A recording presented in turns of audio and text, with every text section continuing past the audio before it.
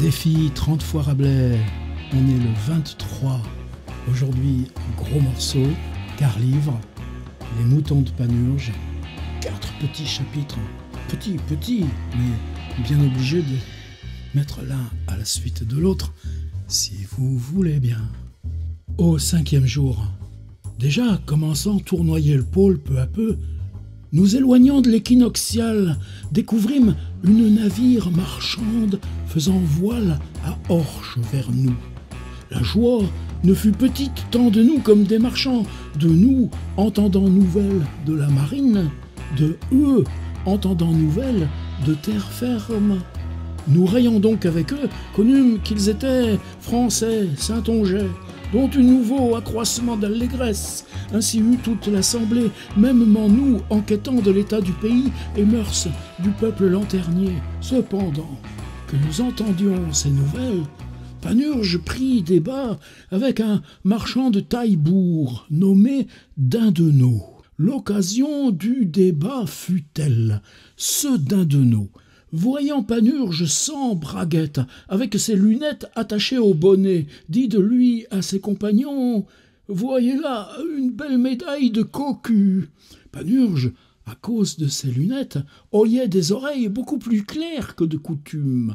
Donc, entendant ce propos, demanda au marchand « Comment diable serais-je cocu qui ne suis encore marié, comme tu es, selon que juger je peux à ta trogne ainsi gracieuse ?» « Oui, vraiment, répondit le marchand, je le suis, et ne voudrais ne l'être pour toutes les lunettes d'Europe, non pour toutes les besicles d'Afrique, car j'ai une des plus belles, plus avenantes, plus honnêtes, plus prudes femmes en ménage, qui soit en tout le pays de Santonge, et n'en déplaise aux autres, je lui porte de mon voyage une belle de 11 poussées longues branches de corail rouge pour ses étrennes.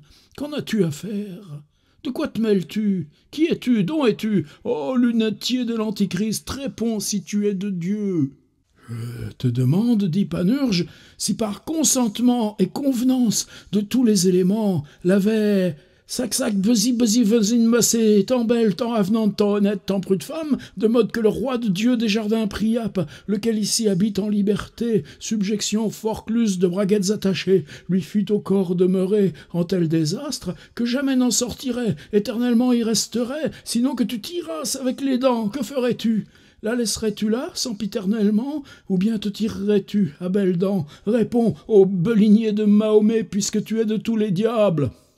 On va pas dans le détail, mais vous allez voir, ça va pas s'arranger. Je te donnerai, dit le marchand, un coup d'épée sur cette oreille lunetière, et te tuerai comme un bélier.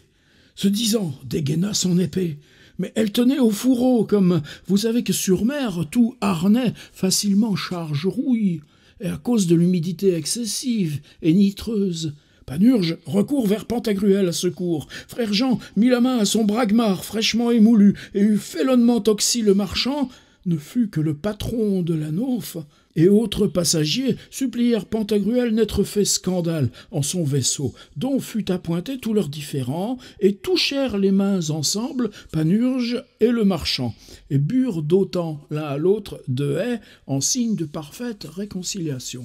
Et là, on pourrait croire que toute l'histoire est finie, mais non. Ce débat du tout apaisé, Panurge dit secrètement à Épistémon et frère Jean « Retirez-vous ici un peu à l'écart, joyeusement passez temps à ce que verrez.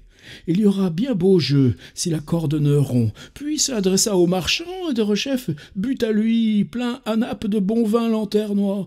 Et le marchand le pléja gaillard en toute courtoisie et honnêteté. Cela fait, Panurge dévotement le pria, lui vouloir de grâce vendre un de ses moutons. Le marchand lui répondit « Alas, alas, mon ami, notre voisin, comment vous savez bien truffer les pauvres gens ? Vraiment, vous êtes un gentil chaland. Oh, le vaillant acheteur de moutons. Vrébis, vous portez le minois, non mis d'un acheteur de moutons, mais bien d'un coupeur de bourse.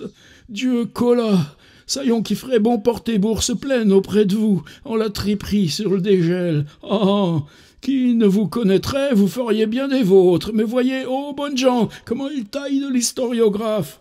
Patience, dit Panurge.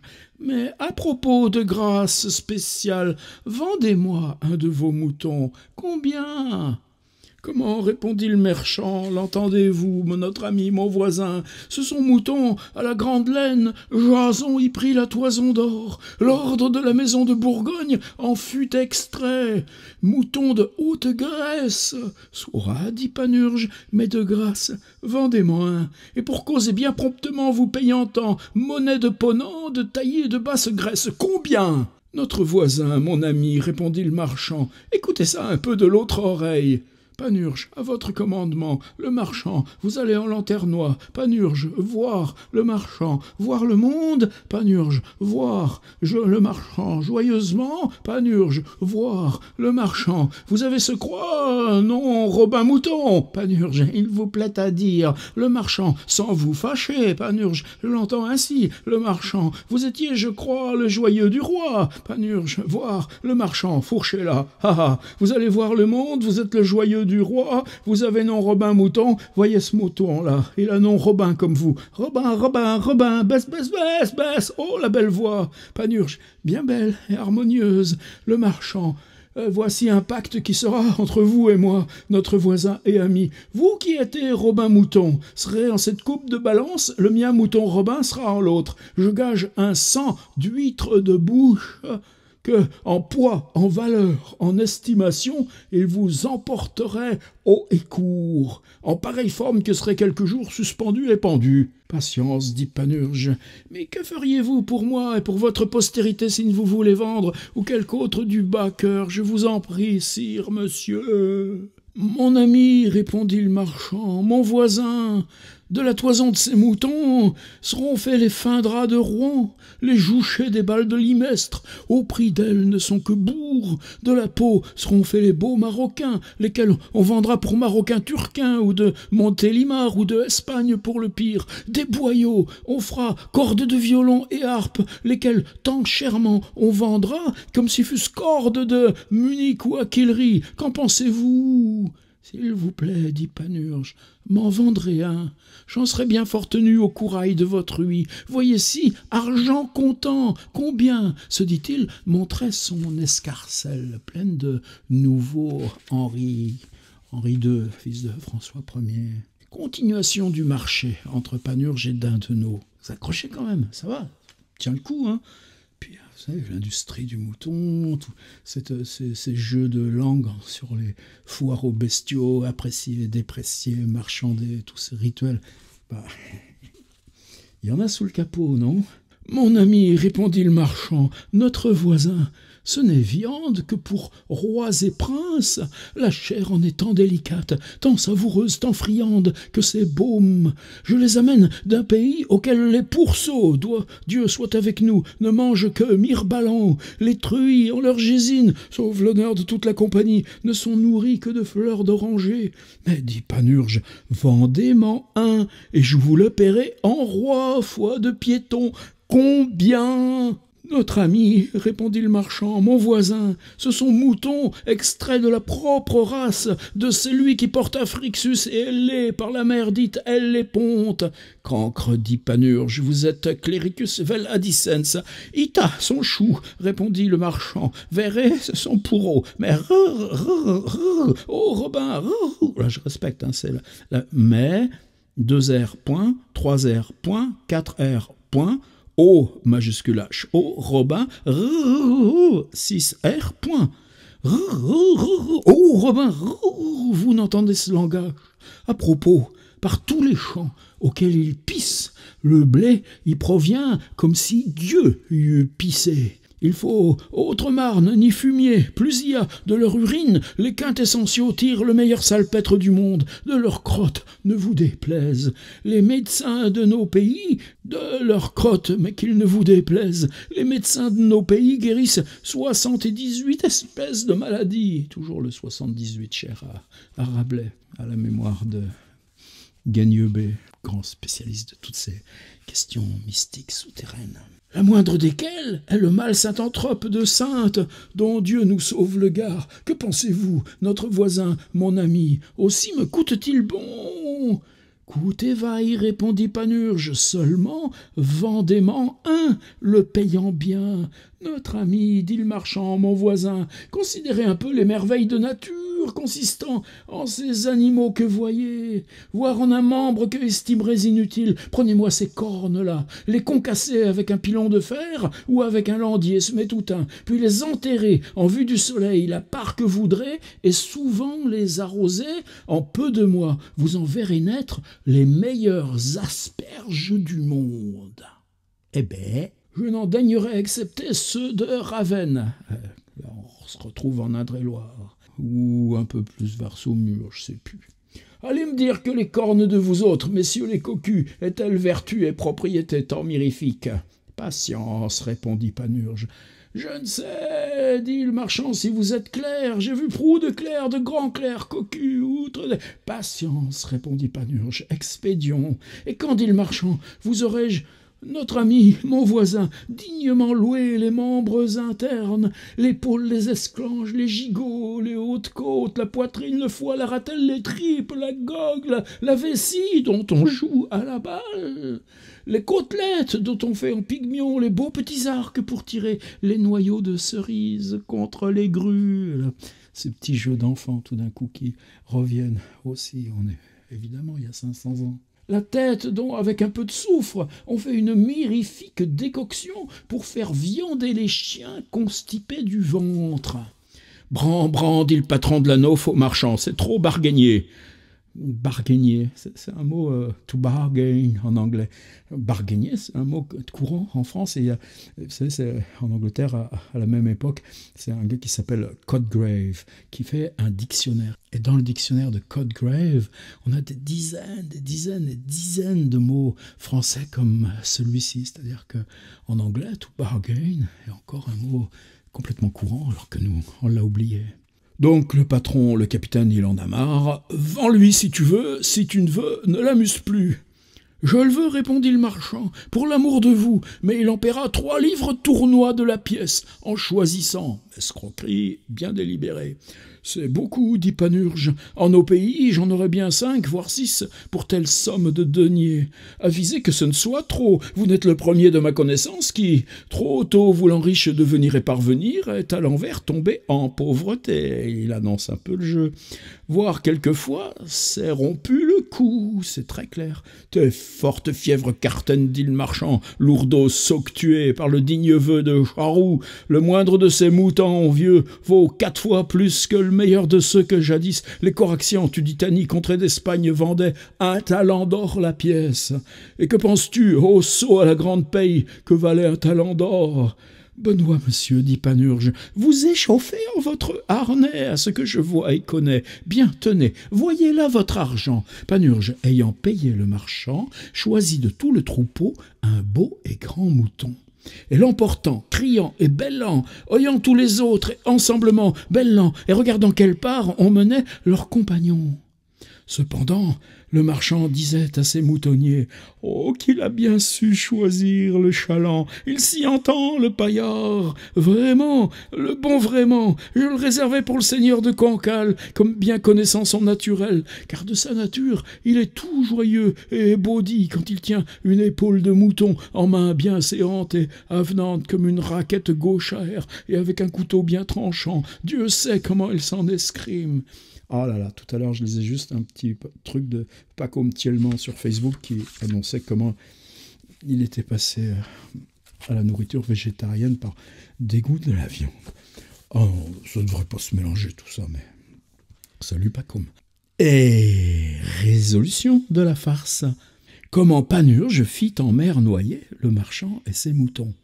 Soudain, je ne sais comment, le cas fut subit. Je n'eus loisir le considérer. Et ça, c'est le narrateur, tout d'un coup, qui reprend sa place. Jusqu'à là, on s'en occupait plus du narrateur. Il y avait le dialogue directement. Mais là, c'est lui. Non seulement il voit, mais ce qu'il dit, c'est qu'il n'a pas eu le temps de voir.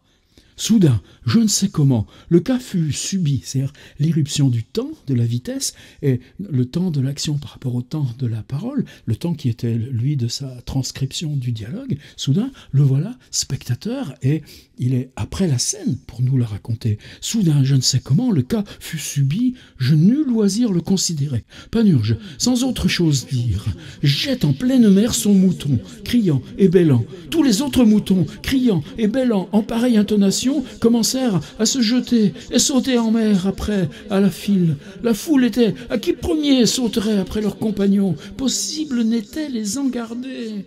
Comme, vous savez, être du mouton le naturel, toujours suivre le premier, quelque part, qu'il aille, ainsi le dit Aristote, livre 9 de l'histoire des animaux, être le plus sot et inepte animant du monde. Le marchand, tout effrayé de ce que, devant ses yeux, périr voyait et noyer ses moutons, s'efforçait de les empêcher et retenir de tout son pouvoir. Mais c'était en vain, tous, à la file, sautaient dedans la mer et périssaient. Finalement, il en prit un grand et fort par la toison sur le tillac de la nauf, cuidant ainsi le retenir et sauver le reste aussi conséquemment. Le mouton fut si puissant qu'il emporta en mer avec soi le marchand et fut noyé en pareille forme que les moutons de Polyphème, le borgne cyclope, emportèrent hors la caverne Ulysse et ses compagnons. Autant en firent les autres bergers et moutonniers, les uns prenant par les cornes, autres par les jambes, autres par la toison, lesquels tous furent pareillement en mer portés et noyés misérablement. Panurge, à côté du fourgon, tenant un aviron en main, non pour aider aux moutonniers, mais pour les en garder de grimper sur la nauf et évader le naufrage, les prêchait éloquemment, comme s'il fût un petit frère Olivier Maillard ou un second frère Jean Bourgeois, leur remontrant par lieu de rhétorique les misères de ce monde, le bien et l'heure de l'autre vie, affirmant les plus heureux être les trépassés que les vivants en cette vallée de misère, et à un chacun d'eux promettant ériger un beau cénotaphe et sépulcre honoraire au plus haut du mont Cenis à son retour de Lanternois. Leur obtint ce néanmoins, en cas que vivre entre les humains ne leur fâchât, et noyer ainsi ne leur vint à propos, bonne aventure, et rencontre de quelque baleine, laquelle au tiers-jour subséquent les rendit sains et saufs en quelque pays de satin, à l'exemple de Jonas. La nauf, vidée du marchand et des moutons, reste-t-il ici, dit Panurge, nulle âme... La nauf vidée du marchand et des moutons. Reste-t-il ici, dit Panurge, nulle âme moutonnière? Où sont ceux de Thibault l'Aignelet et ceux de Regnault Belin qui dorment quand les autres paissent? Je n'y sais rien. C'est à tour de vieille guerre. Que t'en semble, frère Jean? Tout de bien de vous, répondit frère Jean. Je n'y ai rien trouvé mauvais, sinon qu'il me semble que, ainsi comme jadis on soudait en guerre au jour de bataille ou assaut, promettre au soudard double paye pour ces 8 jours, s'il gagnait la bataille, on aurait prou de quoi payer. S'il la perdait, c'eût été honte. La demander, comme firent les fuyards de Gruyère après la bataille de Cérisole.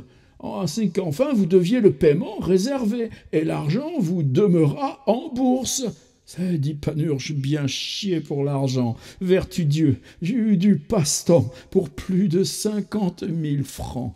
Donc voilà, toute l'humanité du bon prêtre qui s'en résout à dire « Bon, c'était bien notre truc, mais pourquoi tu lui as payé tes 5 deniers, tes 5 tournois, Henri? T'aurais pu garder l'argent pour que le spectacle fût complet. » Vous avez regardé aussi la nauf vidée du marchand. « Reste-t-il ici, dit Panurge, Hule, âme moutonnière. » Alors, nulle part, nous on l'a. Ne hule. On sait ça. Nul, ne, etc. Nul. Non, il y a aussi la forme positive. Reste-t-il ici, hule, âme moutonnière? C'est quel dommage qu'on ait oublié ce petit tour grammatical. Voilà. Alors, moi, j'étais obligé de lire ce texte. Évidemment, vous voyez toutes ces résonances aussi. Les types avec leurs avirons en train d'empêcher ces pauvres paysans, bons bourgeois marchands, d'accord, mais c'est tous les bergers qui sont avec lui, qui se noient avec leurs bêtes, et eux, on leur balance des coups d'aviron dans la gueule pour être sûr qu'ils se noient, en leur disant « T'inquiète pas, petit, il y a une baleine qui va te récupérer ». Et comment ne pas... En même temps, on est sur l'immensité océane, 2 bateaux qui se sont croisés par hasard. Apparemment, on a du mal un petit peu à comprendre. Je pense que mentalement, ça, Rabelais, ça peut pas lui...